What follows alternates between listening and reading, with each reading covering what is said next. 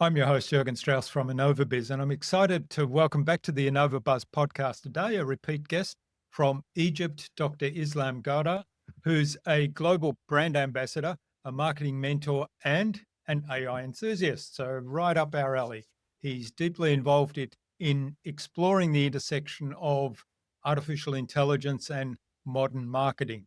Now, you can find out a little bit more about Islam because he previously appeared on episode 660 of the Innovabuzz podcast, where we chatted about building authentic relationships, about ethical marketing, the importance of aligning brand values with customer ethos, and the role of human connection in successful marketing strategies. So, welcome back to the Innovabuzz podcast, Islam. It's a great privilege to have you here on the show again. Thank you for having me, Jorgen, and all the greetings to you and your audience in down under Australia from Egypt, Cairo. It's an exciting event. It's an exciting podcast, and I'm very glad to be back.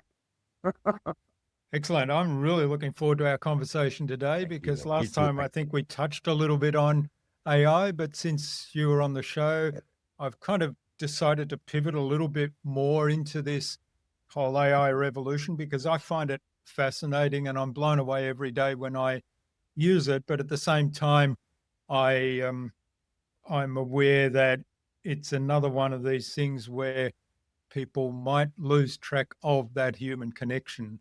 And I find it fascinating how you're diving into the world of AI and its Mhm. applications in marketing and your unique perspectives and particularly your focus on that human connection. So, how do you see marketers leveraging AI today? And what do you think the impact is that it will have on the marketing world? That's a good question because basically now there's a comparison between human output and AI output. People who use AI are most of the marketeers who use AI are being compared to the other marketeers who don't still use AI. And there is a comparison saying that the human output is better, way better than the AI output. Um, and there will be come a time that basically the human output will be scarce, will be much more expensive to use than the AI output. Because remember, AI is making us all look the same. Hmm. It's making us with impeccable grammar, impeccable plans. We all look the same with AI. That's the most important advantage and disadvantage at the same time that AI is driving us as marketeers to do. But at the end of the day, let's take um, the advantage in our consideration first. The advantage is that we are all being better at our craft. So AI is assisting us to being better at our craft. Now, if you don't have a solid foundation in marketing, if you don't have a solid background in marketing, if you don't have the needs, the know-hows of doing marketing, then you will be depending fully and solely on AI to do your marketing for you. And that's not marketing. That's just uh, feeding AI, feeding a machine with a bunch of data, a bunch of information, and asking it to do the work for you, the legwork for you. And that's not how marketing is all about. Marketing is all about the marketing gut. Marketing is all about understanding your customers, understanding your company, understanding yourself. If you do understand all of these three, then you will be better off. But um, this is unfortunately part of the disadvantage. Some people who don't practice marketing have ventured into marketing because of AI. Hmm. And marketeers who have the gut, they use AI, the marketing gut, sorry, who use AI to advance their knowledge, not to assist them only, to advance their knowledge of understanding and diving into the customer's persona and deep diving into the market and to deep diving into the customer's mindset and psychology of doing business with the customers, whether the internal customers or external customers. AI is just like an Excel sheet, basically for accountants. Um, when Excel emerged, like back in the 90s, all the accountants were afraid. They said, "Oh, it's going to take our jobs. It's going to basically make us obsolete, and it's going to make us extinct." But that's not what actually happened. Mm. AI, Excel leveraged the data of marketeers. It allowed them to bring data together. It allowed them to analyze the data better in huge amounts, in huge quantities, and it allowed them to generate outputs in a very orderly manner. That's what's AI for marketeers. Mm. AI for marketeers is just a tool. Yeah. If you treat it as a tool, then you will not fear it. And if you fear it, then you will be worse off, basically, because basically AI is just another functionality that basically allows you to do your job in a very well manner. Mm. That's it. It's Yeah, just a tool. I think there's a couple of really important points you made there, particularly going back to what is important in marketing, and that's really knowing your customer, really knowing yourself, really knowing your own strengths and where you add the most value. And that's not necessarily in using AI, although, as you say, it's a fantastic tool and it does save a lot of time, and it does. I think there's a very fine balance, isn't there? Because AI does allow. I mean, I find it allows me to do things I couldn't do before, things that I don't necessarily have the skill to do. I know what I want to do. I know the output and the output that I want, but I don't know how to get from what I want to do, the concept, to the output. And there's a lot of examples where AI actually helps me do that. So it's kind of providing that bridge, that skill that I don't actually have, but I can pretend to have, if you like, because AI actually makes that transition for me. But without understanding the concept of what I want and without understanding the output that I need to add value to whatever role, and let's say it's marketing that I'm doing, without that knowledge, without that understanding, that bridge, that tool is not going to be much help to me. And I find a lot of the applications I'm doing now that I find really valuable are in digging deep on those understandings and not asking the AI to tell me who my ideal customer is, or but to have AI say, I want you to interview me in order to determine who my ideal customer is. I want you to ask me as many questions, and I give it parameters like go 10 questions deep, follow up on all my, your next question is informed by my answer to your first question. Dig deep. And then at the end of the conversation, I'll then say, now pull everything together that you've heard and give me an output of what your understanding is based on what I've told you that my ideal customer is. And I think you can do the same on a lot of things. And that's where I think is fantastic value. I mean, AI is as authentic as the user. It mirrors the user and it gives the user an advantage using their own skill. Like AI uses your skills, it uses your insights. It's being fed by you. You control the formula of success when it comes to AI. AI is just a 25-year-old lad that you chat with and basically, or you use, and basically they generate information or data based on your experiences and based on your own background and understanding of whatever that you want to do. If you don't feed AI the right information, it's going to generate stuff that basically was not mentioned by you.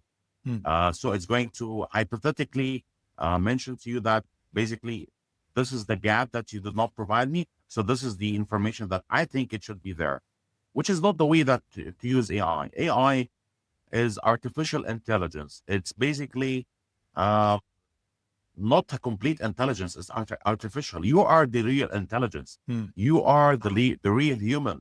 You are the person that basically controls AI. So Yeah. if you allow AI much more of its power over you, then you are giving, for example, There is a lady in Greece that the story was widespread in the world. It asked AI to read because basically it's one of their traditions, and it's in the Middle East as well, to read the cup of coffee for her for insights about the future. So AI told her that basically her husband is seeing a lady and she should get divorced, and like she believed that, and she asked for divorce actually. So basically, that's not how AI works. AI is basically something that it does not predict the future unless and except you allow it to predict the future Mm. through you, with the data that you provide. You mirror what AI mirrors what's inside you. AI just provides you with insights and information about things that you already have bedded. That's it. Yeah. Yeah, I like what you said there about artificial intelligence. It's not actually intelligence, and the word artificial is important here. And it may be more accurate if we actually refer to these things as large language models, because that's what they are. They're large language models that perform complex calculations and provide some output based on those calculations. And as you say, if we feed it our intelligence, and those are the parameters upon which it bases its calculations, then we get much more value out of it. One of the things you said before was there's a risk that we all sound the same as marketers if we allow artificial intelligence to kind of write our marketing copy or our blog posts or whatever, or our advertising, whatever it might be. I definitely see that. And I think that sort of comes back to this idea of if we don't put our own personality, our own constraints, our own information, and our own style and ethos, values, and everything into the conversation, then we get back kind of this bland, generic thing. So, what do you see as, let's say, best practice in this regard to actually stand out in today's world? Best practices use artificial intelligence, but to an extent. Like, don't make it in control of the situation or in control of the campaign. For example, there is a brand in Dubai that they say basically candidly that there's a chef that basically cooks for you, and it's AI. It's called With Black Burgers. With Black Burgers, that's a brand in Dubai that allows AI to create its own recipes. And they proudly say it, and they proudly say that it's an AI burger. So, would you like to taste an AI burger? And that's amazing. It's in Business Bay in Dubai, and it's a Turkish origin brand, and it's amazing. It's beautiful. Many people are being attracted by the concept because it's a new concept. It's a Mm. new thing that it's a new trend. So an AI burger, what would it look like? What it would taste? What it would how would it smell? How would it like look like? And all of that. All this is trending nowadays in Dubai. But now, would you allow AI to control your campaign to the point that it's from A to Z is being written by AI? Would you allow it? Would you put the accountability on AI to do your campaigns for you? Would you hold the AI, which is a machine that's being deployed somewhere? I don't know. Would you give it the power over your campaigns? I don't think so. But life cycle marketing and other tools like pricing and forecasting and simulating the future with facts and information that you have, and understanding messaging about the customers, understanding their positioning, social listening, all of these tools, research and much more research, which basically is the key, because basically we used to do hundreds of hours of research about our competitors before. Now, with the click of a button, you get to the competitors' messaging, you get to the competitor pricing, you understand what your competitors are thinking about when they are going to launch a campaign, what they were really thinking about. So that's the real use of AI. It's an assistant. Mm. It's nothing more, nothing less. If you use it as an assistant, and if you uh, audit yourself and see what's your weakness as a marketeer, what would you do to have an edge over others? Not to be looking like others, having an edge, not to look like others. Yeah. That's important. So having an edge over others makes you unique. You use your own personality, you use your own weaknesses first, and then your strength second, and then you use that in order for you to generate campaigns that are way better than AI that could be generated alone. So you compare, you see, if this campaign is going to be generated by AI, and remember, Jürgen, AI is like there's artificial pearls, and I always compare this with it. There's artificial pearls and there's nature available pearls. So if AI is a pearl, it's going to be an artificial pearl. Now, what's the price of an artificial pearl compared to a nature-bred and created pearl? It's similar to the price of an ordinary piece of jewelry, but a nature-bred pearl is very high priced. It's very high in value. It's very high in its intrinsic value. So that's why I compare human output with human-bred pearl. So the pearl itself is going to cost much more if it's bred in the nature. It's like the human skills and the human traits. If you nurture your own skills, you will not need AI more than just an assistant. If you neglect your own skills and then think about AI as let's do AI, then you will be just another marketeer that's using AI. There's no edge. I can replace you at any time. I can even replace you with another person who's not in marketing. Use AI for marketing. Yeah, I think there's a lot of golden nuggets in what you shared there. I think the use of the AIs, the large language models, as kind of research assistants is a really powerful way of using them. And I've found I'm starting to use the latest iteration of Google's Gemini more and more. And it often comes back when I ask a question about the background of something. It will often give me kind of usually a quite extensive content information, often a full page of information. And then at the end, it asks me, do you want me to research this or create a research report for you on this? And I think that's quite fascinating because it's kind of prompting me already. This is where I can add value as the large language model. I can give you a research report on this and pull some more.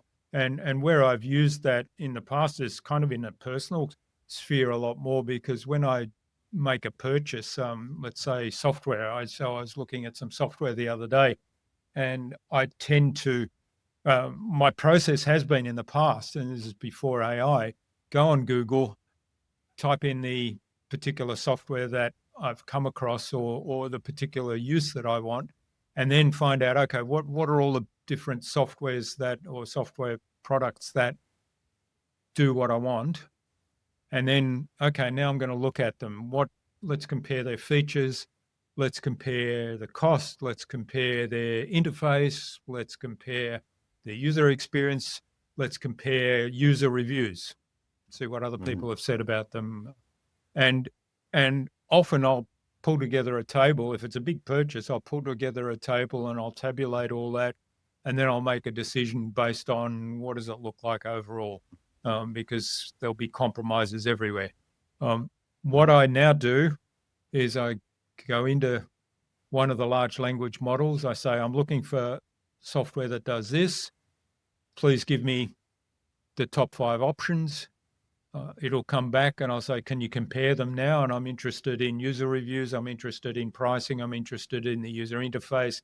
I needed to do these things. It must do these things. It'd be nice if it does these things as well. And then it spits out the table and gives me the whole lot. And it takes me about 10 minutes compared to a whole day from before. I mean, that's the core doing AI with marketing, because basically research was one of the hurdles of doing marketing. Researching the brand, researching the reviews, researching the competitors, everything about research. It took hours and hours out of the marketeer's schedule or agenda to understand more about the competitors' um, personas, understand more about their customers and all of that.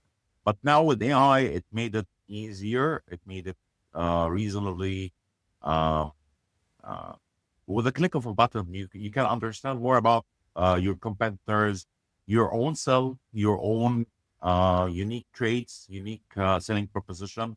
Um, you can understand more about things now easier with AI because AI with research, it allows you to do a huge amount of research in a minimum hour.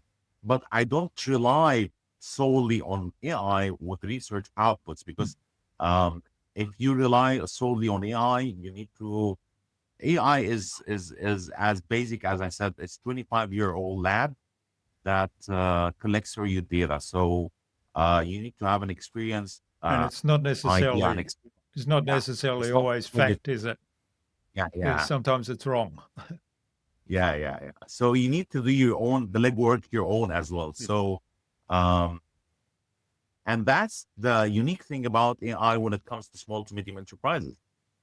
Because small to medium enterprises, they use AI to leverage their own uh, capabilities because they are low on budgets, because they are low on resources. They use AI in a very focused manner. They use AI as a creative director, as a copywriter, as um, um, like for procurement, for many things. They use AI for marketing. Um, and that's understandable, and that's something that we can um, say it's okay because basically they are low on resources and they are low on the different uh, like budgets that it's needed to hire, for example, a specific person to do that job. So small to medium enterprises, they do have a downside when it comes to marketing because they are low on resources. And that's why AI is the best fit for small to medium enterprises. Large enterprises, on the other hand, like Tesla, like Microsoft, like Google, they use AI for product development. They use AI for social listening. They use AI for big data analysis, and data mining. So it's the different usage that makes AI unique to the user, unique to the company, and unique to the environment that's being used in. Hmm. Okay, that's a really good point. One of the things we hear a lot, and this possibly relates more to the big companies, is AI is going to cause a lot of job losses. So how do you see that in the context of the larger companies? Because obviously in the context of a small and medium enterprise where they're already resource strapped and cash strapped, so they're not going to perhaps employ a large marketing department. Maybe they have one marketing person, maybe they've got a couple. If it's a medium-sized company, if it's a small company, it's probably going to be somebody's additional role on top of their primary responsibility, Mm. and so um, AI becomes kind of an additional resource with the larger companies. How do you see that wisdom, that what do you call it, old wives' wisdom or whatever we want to call it, of jobs are going to disappear? I mean, since COVID hit, the equation of hiring and firing changed. So it's not about AI. AI is not the problem. Of course, there are jobs like coding, like Microsoft. And I had an argument with another person the other day about why is it that Microsoft laid off many coders in such a short form of time. My argument was that it's AI, and this is the hypothesis based on different researches, based on the press even. They label this as an AI outrage because basically the coders are being laid off in in thousands around the world because of the AI advancement. But again, you cannot just judge employment based on AI. AI is just another update to humanity. What happened, the real core problem is that when COVID hit, so COVID really made it so different from whatever the world used to do business. The world used to do business in a way that we need a 9 to 5 person to sit in this office to perform, and we need a team to perform with him or her so that they can uh, satisfy the tasks that are being passed to them via the management. But that's not the way it's done nowadays. Nowadays, there are jobs that are remote. There are jobs that are being done across the world from us. There are jobs that are being done on a freelance basis. There is no need for a person to be sitting in an office. So companies started to see the advantage of not having a full-time employee. And employees also started to see the advantage of not having a full-time employee. Hmm. So I can work in 5 or 4 or 3 or whatever the number of jobs is, freelance on my computer, and I can be away even. There are some jobs that mandates you need to be on site so that you can have a better supervisory capabilities over the employees and over the tasks that are being provided by the management. There are some old-fashioned companies also that they don't believe in remote work. They don't believe in people doing freelance. They believe that we have our own resources. We don't want to compete with others on resources, especially human resources. So we need to have our own resources and we need to have our own people. But the real problem is COVID. When COVID hit, it changed the world. It's not AI only. AI is just another tool, as I said. It's just like Excel. But the real dilemma and the real problem is COVID. And COVID made departments, specifically in marketing, redundant. So many companies nowadays laid off the full departments because of their mentality changed because of COVID. The way the business is being done nowadays is it changed because of COVID. So COVID really is the main source for this layoff in marketing. I don't think that AI will replace marketers anytime soon. Hmm. I think it can assist in the tasks, but it does not, and it cannot replace marketeers. You need to have a marketing eye. You need to have a marketing uh, person that supervises the machine. Of course, you will not need the same number of people that you used to have, but you need at least a human element so that it can supervises the machine, big machine that's being run by strangers to the company. You need someone who knows the company in and out Hmm. so that they can provide you with an insight. They can say, "Oh, that's okay. That's not okay. That's it. It could work. It cannot work." You cannot rely only on machines to do your job. You have to have a human element. Hmm. And I think there's an important point you made there is that um, unique input from the knowledge of the company inside, and then going back to the earlier conversation, the knowledge of the ideal customer, the knowledge of the products, and also that final oversight step before sending the output from AI into the public domain, into any Mm. kind of outward facing contact with, let's say, customers. Yeah, I had an interesting back and forth with a software product I use uh, that I was a bit upset with because they launched a mobile version of their product and expected me to pay an additional subscription, even though I'd actually subscribed to their products for probably about 10 to 12 years, given them a lot of feedback in the early days to help them refine their product. And now they're saying, well, the mobile version, you have to pay almost double what you're paying now. And I went back and I said, and is there a discount for loyalty discount or for the people that helped you develop the product? And it was sort of a no.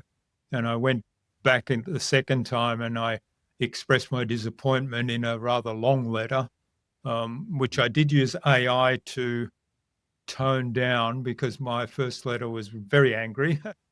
And I went to the AI and I said, I know this is a bit angry. Can you tone it down a little bit, make it a little bit more professional? Then I worked on it again. Then I sent the email. So AI helped me tone it down, but I mean, it was my email, and then I worked on it again. And then I got a response that was very clearly written by AI. And I went back and I called them out on that. It was quite funny because then they were very apologetic. Did they give you the discount No, at I the didn't. end? I didn't get the Uh, discount, but I got an yeah. apology for sending me an AI, basically a standard, like a very generic AI, very what's the right word? It was sort of very Your machine. yeah, machine. It Mono- was like, it hadn't taken into account.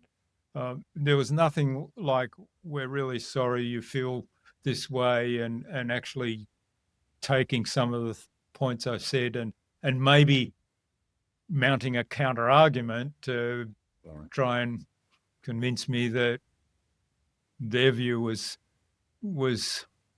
a valid one. It was just yeah. like, it was dismissive almost. Yeah. If that was under my management, I wouldn't hesitate to give you a discount, uh, um, because basically it's not just about the discount itself. It's about uh, the number of times that you will be doing business with me in the future. Hmm. And that brings me to another point with AI. So AI basically uh, makes it much cheaper to bring in new customers than to retain the current customer base. We used to say that customer base that is being currently in our under our belt is cheaper to maintain the customer base. But with AI, hyper personalization and retention and attention and all of these life cycle marketing, all of these make AI very apt to bring us new customers in a very cheap, like it's not it's not very expensive, in a very cheap manner, than to retain the current customer base. Because remember, the current customer base is, they know that they are valuable, they know that they are loyal, they know that they are bringing in business. It's not guaranteed to bring in new customers. But now, take for example Bolt. I think I've mentioned it in the other episode. Bolt, they just post an ad in a country that they have never been to, and with life cycle marketing and with AI, they bring in new customers and new drivers so that they can join the Bolt family. So AI, don't think about it as it's only the one that writes you letters. Hmm. It's also, it brings you new customers. And but at the end of the day, in your situation, in your case, I think that you would have been better off providing you the discount, because basically um, having the human connection, having the understanding. Like when I used to live in the US, I used to have a company that basically provides me with the email addresses for outreach, for different campaigns and different analytics and all of that. So it provides me with email addresses of people inside the organization. So I subscribe to that service, and when I subscribe to that service, I pay $30 or $35, and they had an automated subscription. So once you cross the threshold of getting 20 or 50 emails of companies that you would like to contact, then it renews the contract automatically, and they deduct $35 out of your account. So I didn't want to renew it. I got the 20 emails that I wanted to outreach for the campaigns that I was running.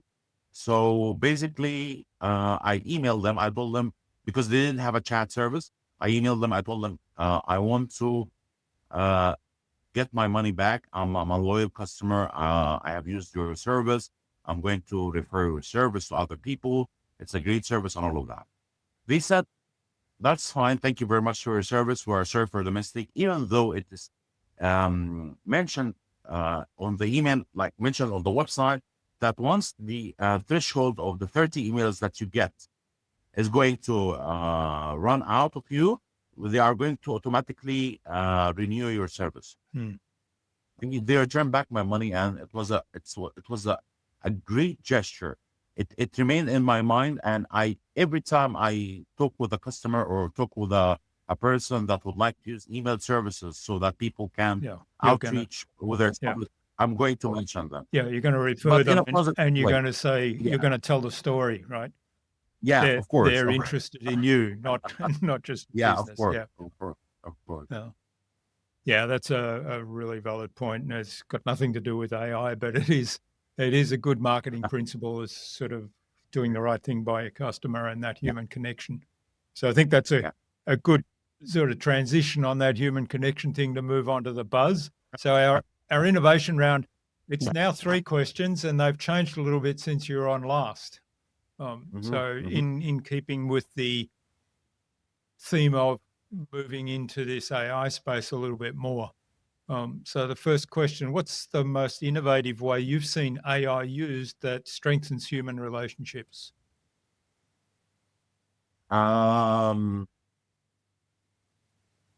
Strengthens human relationships. That's a very good question. I mean, AI have made us very distant from each other in a way that we are all look the same, as I said earlier in the episode. But the burger example which I gave in Dubai, it really resonated with me very much, and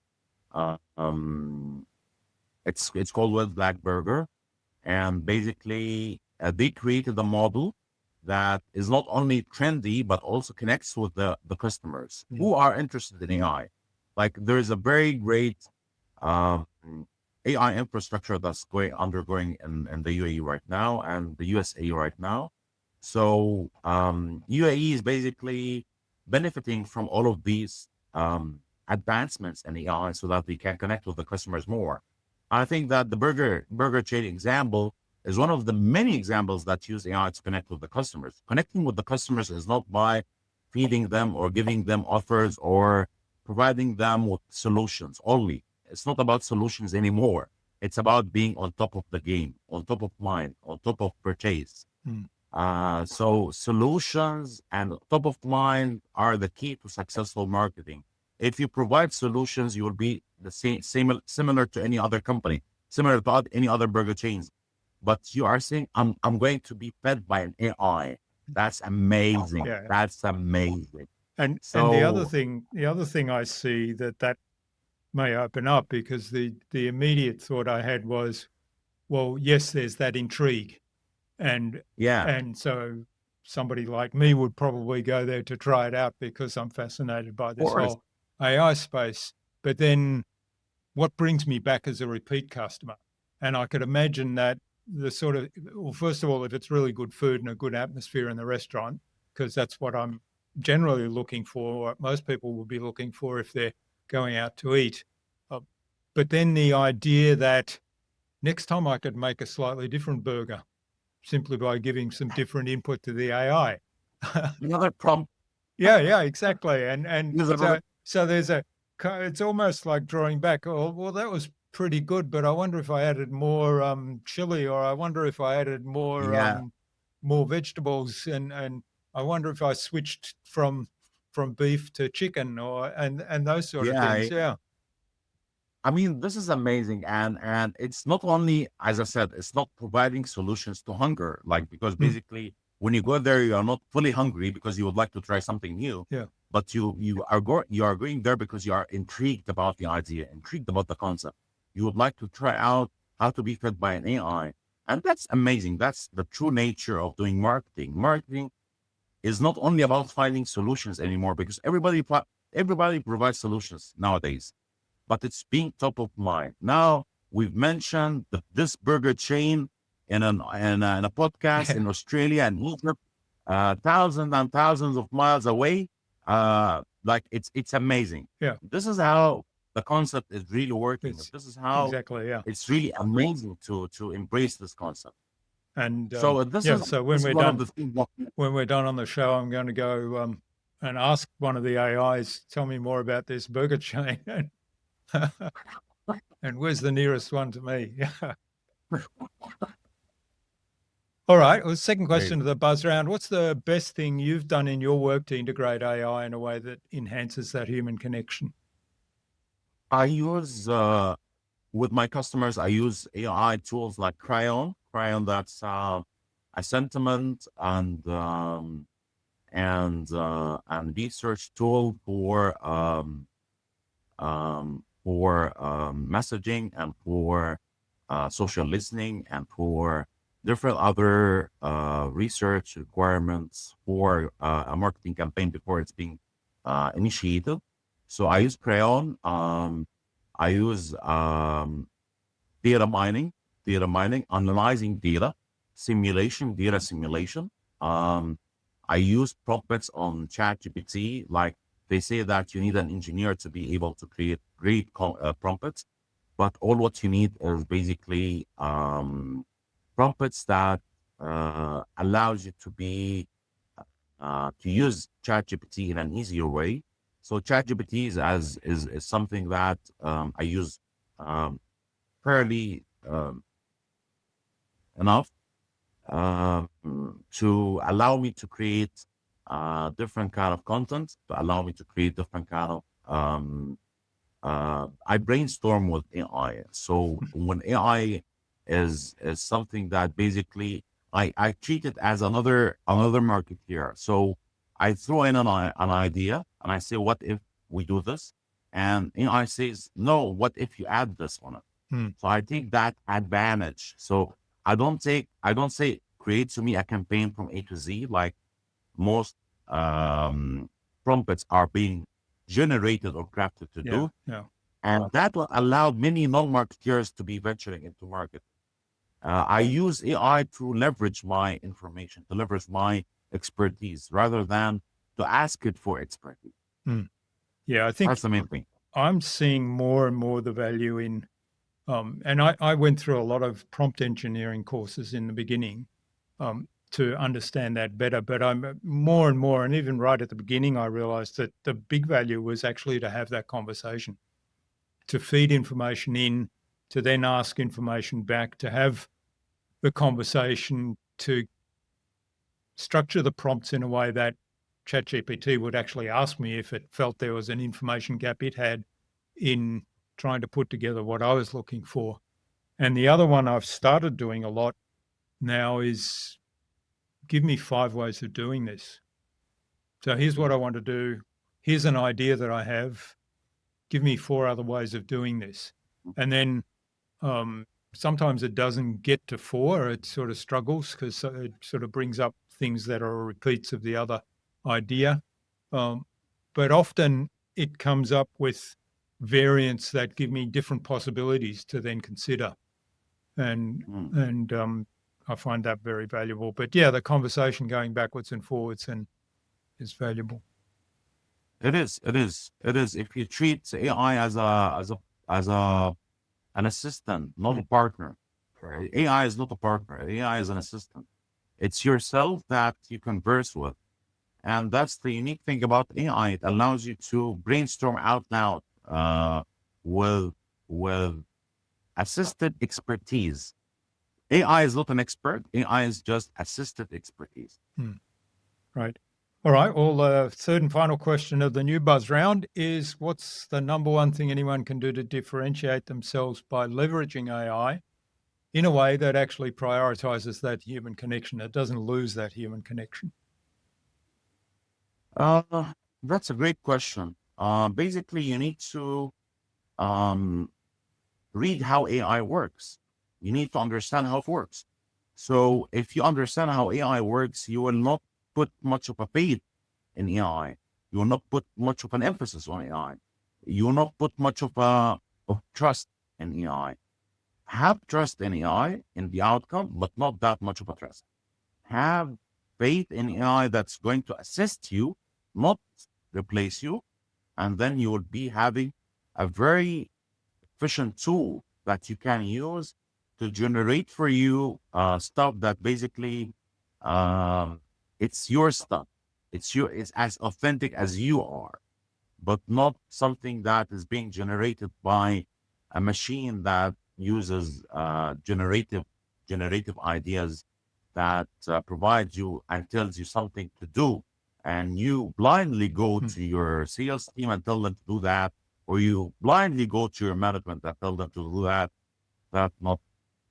That what really made AI overcome marketeers and made distrust in the industry and marketing industry. People don't trust marketeers anymore because they say, why should I use marketeers? I should use AI. But that's not the way how you, if you are a veteran management, if you are a person who really sees into people, you will understand that there's still the marketing gut. There's the expertise that developed years and years and years, and the experience and the knowledge and the education and all that developed over the years. That's what controls AI, not AI that controls the outcome of marketing. So keep control of it and treat it with a level of distrust as well. Yeah. Love it. All right. Well, thanks for getting us through that new buzz round, Islam. This has been a fabulous conversation, just like the last one. Now, just to save people, if they want to jump on your website and find out more about you before they go and listen to the last episode, or if they don't remember, if they listen to the last episode and don't remember the links, where can people reach out to learn more about you? I'm available on LinkedIn. LinkedIn. Right. Okay. We had a problem with LinkedIn the other day. So I'm available on LinkedIn now, luckily. And we solved the problem. And basically, I'm reachable on LinkedIn. I'm the marketing maestro, Islam Gouda. I can be reached on islamgouda@hotmail.com, or you can just Google my services and just try to get in touch. And I first have an introductory call for 30 minutes. I understand your problem.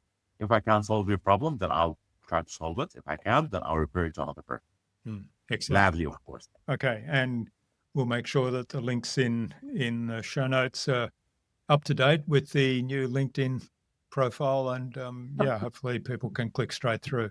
So before we wrap it up, Islam, what action would you like our listener to take out of our conversation today?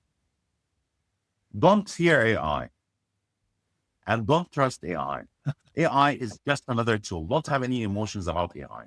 AI is just technology that's an enablement. We call it a marketing enablement. So it enables you to be better at your own expertise, but it does not replace your own expertise. So use it as that way so that you can at least reinstate trust in marketing as a craft, and don't allow others who are non-marketeers to use AI in a way that disfigures marketing and basically makes it not an art, not a science, it's just artificial. And that's not the way marketing is. Yeah, I love it. I love it doesn't replace you, it makes you better at your expertise. Yeah. Love that. All right. Well, thanks again for sharing your time and wisdom so generously with us today, Islam. It's been another fabulous conversation. I've really enjoyed it, and all the best for the future. And let's stay in touch. Maybe we'll have another conversation soon. Thank you very much, Jürgen, and all the I'm waiting for you to come to Egypt, visit the pyramids and visit all the nice touristic places here. And thank you for hosting me again, and all the salutations and greetings for your audience from around the world and from down under Australia. Thanks, Islam.